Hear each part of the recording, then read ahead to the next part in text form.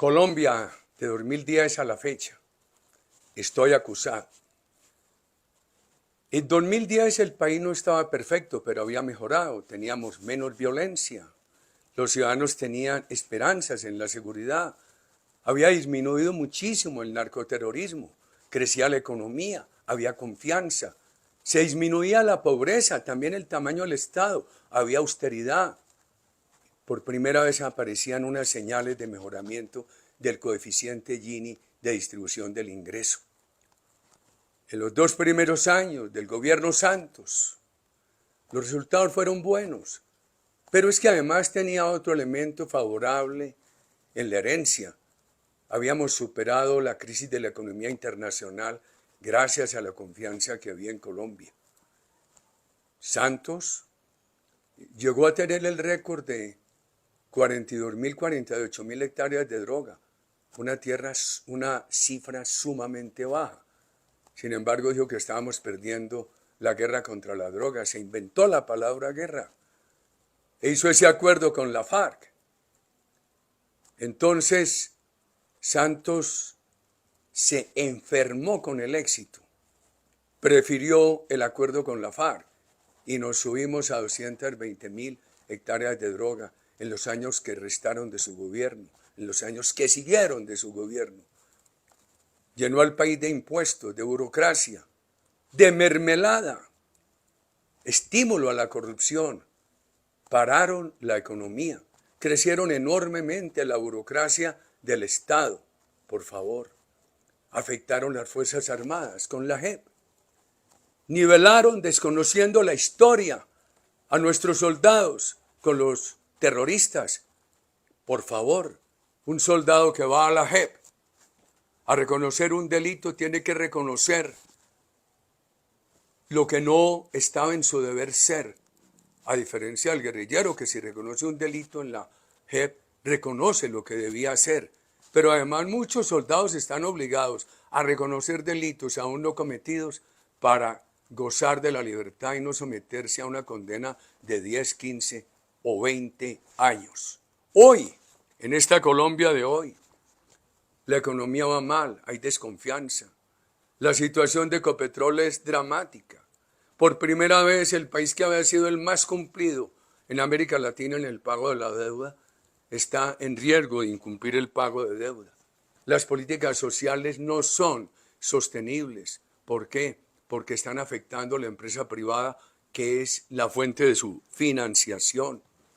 La reforma de salud y la reforma de pensiones, como todas las reformas, están forzando la aprobación en un Congreso que tiene ilegitimidad porque muchos de esos congresistas que hoy apoyan esas reformas están sobornados y todavía hay impunidad. Ojalá una acción popular ordenara parar ese debate, porque al país no le pueden hacer el daño de aprobar unas reformas inconvenientes, sin consensos, a través del voto de congresistas sobornados. Por favor, esas reformas van a ahuyentar la posibilidad de que Colombia tenga participación del sector privado en la salud, de que Colombia tenga participación del sector privado en la administración de pensiones. Nos van a llevar a que en el mediano plazo este país quede sin reservas para las pensiones. Y en la reforma laboral lo que hace es crear pánico a la posibilidad de tener nuevos empleos. Y veamos orden público. Los comerciantes en toda Colombia dicen, nos están extorsionando. Los tenderos también, los finqueros también. Esto ocurre en todas las regiones. Los venteros ambulantes también. Una extorsión generalizada. Y muchos ciudadanos dicen, hemos llamado al ejército, a la policía, y nos dicen que el gobierno no les permite acudir a sitios donde los ciudadanos piden el apoyo de las Fuerzas Armadas. Eso no es excepcional. Y el presidente amenaza con un nuevo estallido social si no le aprueban estas reformas a través de un Congreso con ilegitimidad por el soborno a muchos congresistas. Y esto va a coincidir con la parte de foros populares del ELN. Todos coinciden. El gobierno quejoso por las reformas. esos diálogos de convocatoria popular del ELN, las armas del ELN, el estallido social al que invita el presidente de la República y además la prohibición de que las Fuerzas Armadas actúen para frenar la violencia. Las Fuerzas Armadas de Colombia no han estado al servicio de caudillos, han estado al servicio de la Constitución. Nunca han sido beneficiarias de impunidad. Las Fuerzas Armadas de Colombia han sido profesionales. Lo que no entendió Santos, que las igualó con el narcoterrorismo en la JEP, asociándolas o comparándolas, igualándolas con ejércitos de otros países de la región que estuvieron al servicio de dictadores.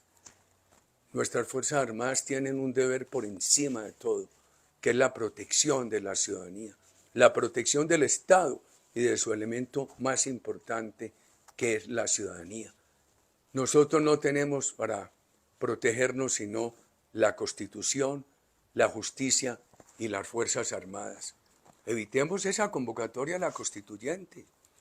Ahora con diferentes motivos. Un día por apreciaciones del gobierno, otro día invocando que la ordena el Acuerdo de La Habana, el acuerdo ilegítimo de La Habana, el Acuerdo de La Habana derrotado en el plebiscito. Entonces dicen que hay que convocar a una constituyente. Cualquiera sea la motivación para convocarla, no tiene sino un camino, que es cumplir con las reglamentaciones que trae la propia Constitución. A diferencia de la anterior, que no traía la figura de la constituyente, y ni los techos de ahora, porque la Constitución actual no permite que los estados de excepción alteren los textos constitucionales. Ya tuvimos un mal ejemplo. Santos hizo todas las trampas y bajaron el umbral del plebiscito del 50 al 13%. Hay que llamar la atención sobre los colombianos para que pensemos los caminos para evitar esta violencia, para que las Fuerzas Armadas cumplan el deber constitucional de proteger a todos los ciudadanos de acuerdo con las normas constitucionales. Difíciles momentos, pero tenemos que enfrentarlos pensando y actuando.